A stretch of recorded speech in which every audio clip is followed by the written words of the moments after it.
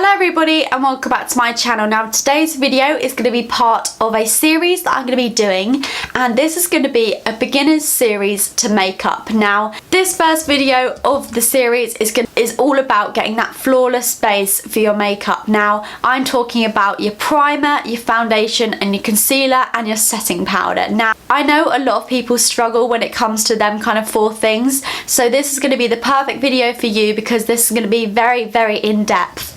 Just saying, if you don't like in-depth videos and if you don't like chatty videos, this isn't going to be a video for you, so click off now, because I do not want people commenting down below like they do normally saying you talk too much, because the whole reason for this video is to help people who are just starting out with makeup and not quite sure what products to apply and why and how they should apply them. Before I get into the video, I just wanted to run over a quick few things that people don't realise is a massive part of getting the flawless base for your makeup, and that is skincare. I do have a full skincare routine and I'll leave it linked down below because this isn't going to be in depth. I'm just going to quickly run over the products I use and why. So if you want to see it in depth, go and check out that video, but I cannot stress enough how much skincare is such a big part of getting a flawless base for your makeup. So my skincare routine is very simple. To wipe off my makeup, I use makeup wipes. I'm not that bothered about which ones I use. These are just the Superdrug Tea Tree facial cleansing wipes. I'm not really keen on the smell of these, but I think they do the job quite well. Loads of people say that facial wipes are very bad for your skin, but they're only bad if you just use makeup wipes. Makeup wipes do not remove all of the makeup on your face. Like, I cannot stress that enough. There is no way in hell you'll ever catch me just removing my makeup with a makeup wipe. I always have to exfoliate after because I know how much makeup is still on my skin and I can't bear to leave that on my skin overnight. So after I've removed most of my makeup with the makeup wipe, I go in with a facial wash.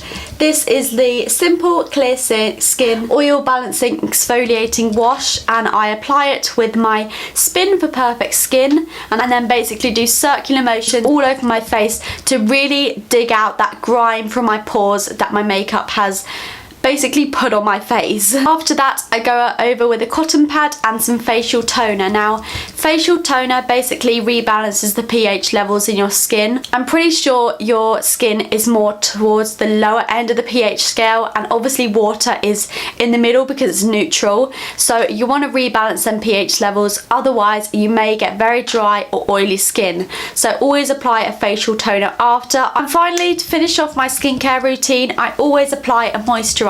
Now, people don't realise if you have oily skin, you have to apply a moisturiser.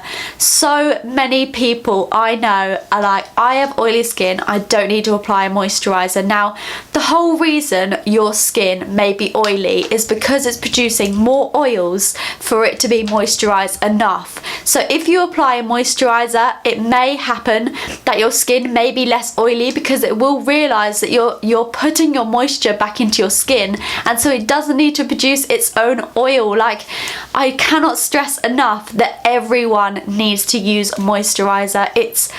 It just has to be in your skincare routine. You cannot wash your face and not apply a moisturizer after, because your skin will be so dehydrated and dry, and then it will produce the extra oils because it realizes that it's very dehydrated. I just use the simple moisturizer. I use the night one at night. I use the kind of normal one with the light SPF in it in the day. Sometimes I find this isn't moisturizing enough and I do need to apply a thicker moisturizer to really kind of hydrate my skin, but most of the time these work perfectly fine for me. So every time I wear makeup, I always prime, no matter where I'm going, no matter if it's just quickly to just put a bit of foundation on. I always prime my face, and one of my favourite primers isn't actually supposed to be a primer, and it's the Nivea Men Post-Shave Balm. Now, the reason why I love it so much is it has an ingredient called glycerin in it, which basically is very tacky when it dries, so it's quite sticky. which basically means that the makeup that you're going to apply on top of it is really going to stick to your face and is not going to move. And I find my makeup lasts so long with this on. Yeah, I love this, and it's so affordable, and also it's so moisturising because obviously it's supposed to be a post-shave balm, so you're supposed to apply it after shaving, but obviously I'm not doing that because I'm not a man, but this is great as a primer and I love it. So I just apply this all over my face. Now personally, I don't have many enlarged pores, and enlarged pores are basically kind of, I don't know the technical words for it, but it's basically, they'll look like tiny little like dips, like holes in your face, not holes, but you know what I mean. And those are enlarged pores. I don't personally have many of them, but the problem is if you do have enlarged pores, when you apply a foundation without a primer, it can kind of sink into the pores and make your foundation look very rough and kind of uneven. And so that's why if you've got enlarged pores, you may want to use a primer to kind of prevent your makeup sinking into your pores basically. I really like the Soap & Glory One Heck of a Blot primer. This is supposed to have pore shrinking technology. I don't know whether it does or not, but I do find that it does fill in my pores so that my makeup doesn't sink into them. It also has shine block for 12 hours, so it keeps you matte for 12 hours, and for me that's great because I do sometimes get a little bit oily in the T-zone. Now the T-zone, if you're wondering, is this area along here and down here, which typically on a lot of people is the area that they get most oily. I have kind of combination skin, so in some parts I like have dry skin, but then by the end of the day my foundation always looks a little bit shinier in kind of these areas. So I have kind of combination skin, so I love using this primer in the areas that I get shiny throughout the day. I find sometimes it's quite hard to tell what kind of skin type you have. If you have just dry skin, you won't get that oiliness in the T-zone.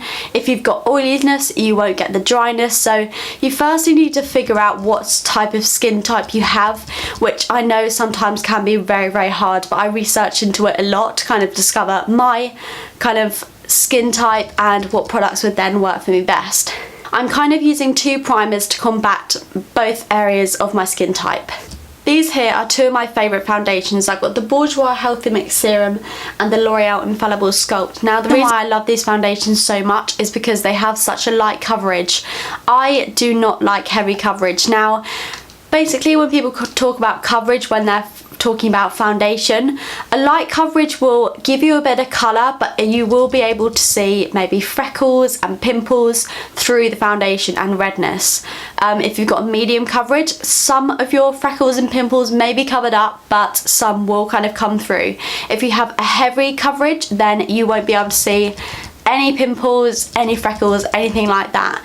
But I find with a lot of heavy coverage foundations, they do tend to look cakey on the skin. So by cakey, I mean it's quite obvious that you're wearing foundation basically. The areas that I get the most cakey are around the nose and in between my eyebrows here.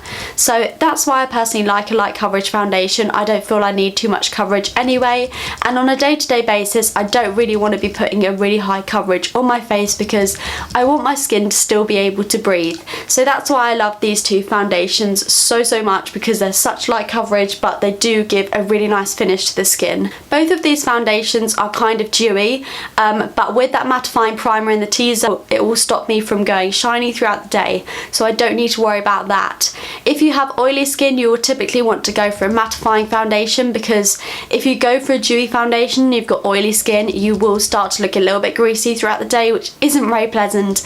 But if you have dry skin, you may want to go for a dewy foundation, just because you don't want to dry your skin out more with the matte foundations. Because I've got combination skin, I'm using a dewy foundation because I get dry patches, but I've used a mattifying primer in certain areas of my face to keep them matte throughout the day. I pump about 2 pumps of this onto my hand and then I just apply it to my face with my finger.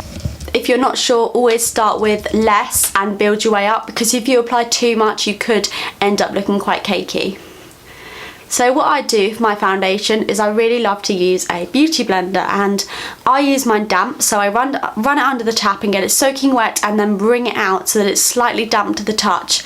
And having the beauty blender damp will just mean that it soaks up any excess products so that you don't look cakey, and also it will just blend the product a lot nicer, so it will kind of evenly apply the foundation to the whole of your face and not just concentrate it where you've applied it. So as you can see, I'm just bouncing that back and forth into my skin so that it really pushes the foundation into my skin so that it's not just sitting on top.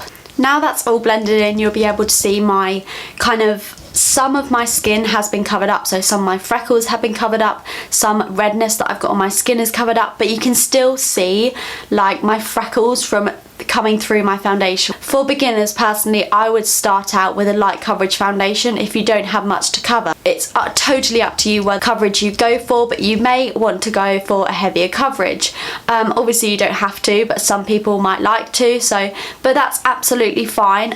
I've just come up a bit closer so you can really see my skin, and you can see that it's not looking cakey at all. My favourite concealer is the Collection Lasting Perfection Concealer, and I'm just gonna go into all the details about concealer that you need to know. People use concealer for two reasons. They use it to just highlight their face, so that's why some people use it under their eyes as well as on their nose, their forehead and their chin. Some people just use it to conceal, so under their eyes and any pimples that they may have. I personally use it to highlight, so I like to apply my concealer underneath my eyes, along the bridge of my nose, in between my eyebrows and my chin, just because this concealer is slightly lighter than my foundation, and if I just applied it under my eyes it wouldn't kind of match the rest of my face, so I kind of have to apply it to the nose, the forehead and the chin to even out the lightness that the concealer has. If you don't want to use concealer to kind of highlight and you just want to conceal kind of under eye bags or anything like that, get a concealer that's a slightest bit lighter than your foundation. If you want to use your concealer to highlight, get a concealer that's a few shades lighter so that it allows you to highlight. This is typically where I like to apply concealer. Sometimes when I want to wear less makeup, I go for a concealer that's the same shade as my foundation, and I just apply it under my eyes so that my chin, my nose and my forehead don't get as cakey. So I'm just again using my damp beauty blender to blend this in. I forgot to mention earlier that you can use a brush to blend in your foundation, but I find you get a much more flawless finish when using a beauty blender. Now I'm on to setting. So you don't have to set your face. If you've just applied a foundation, you can get away with not setting your face. But if you apply concealer, especially under your eyes, you may want to set underneath the eyes, just because a lot of people get concealer kind of creasing underneath their eyes, and the way you stop this is by setting it. I really love using the Rimmel Stay Matte powder. This has always been my go-to. This is the first powder that I ever used, and this I have had many since, and the lid snapped, it looks like a mess, but I love it. So I'm going to be using this today to set my under eyes. And for setting my under eyes, I'm going to be using this setting brush by Real Techniques. This is definitely my favourite brush for setting because it's so small and dainty that you can really get in underneath the eyelashes, and then swiping it back and forth underneath the eye just to get rid of any creasing. And then I'll pick up some more product and kind of pat it, so dab it onto the face. I personally also like to set my T-zone to stop me getting oily throughout the day, and I also really like to set this area here because I find where I'm touching my face in that area, I find my foundation does tend to rub off if I don't set it. So I'm just going to go ahead and set them areas too. To set the other part of my face, I'm just taking a slightly bigger brush so it's just a little bit quicker to do, and I'm just going to set this area here. So that is the end of how I get my flawless base for my makeup. I really hope you found this helpful. I did try and go into as much detail as everything as I possibly could. And please leave your comments down below if it was helpful, because I really love to know. Don't forget to give it a big thumbs up and comment down below any videos that you'd like me to do. Don't forget that this is going to be a part of a series, so I will be doing a beginner's smoky eye, a beginner's kind kind of guide to blush, highlight and bronzer. So if there's anything else that you want me to include in this beginner's guide, please let me know. I was going to do an eyebrow one, but I do have an eyebrow routine. I'll leave it linked down below for you guys. And everyone's eyebrows are different, so I don't know whether I'm going to do that yet. I also really want to do a skincare one, but I don't know whether I've gone through enough of the info in this video. So let me know if you'd like to see that. Subscribe if you haven't already, and I'll see you guys in my next video. Bye!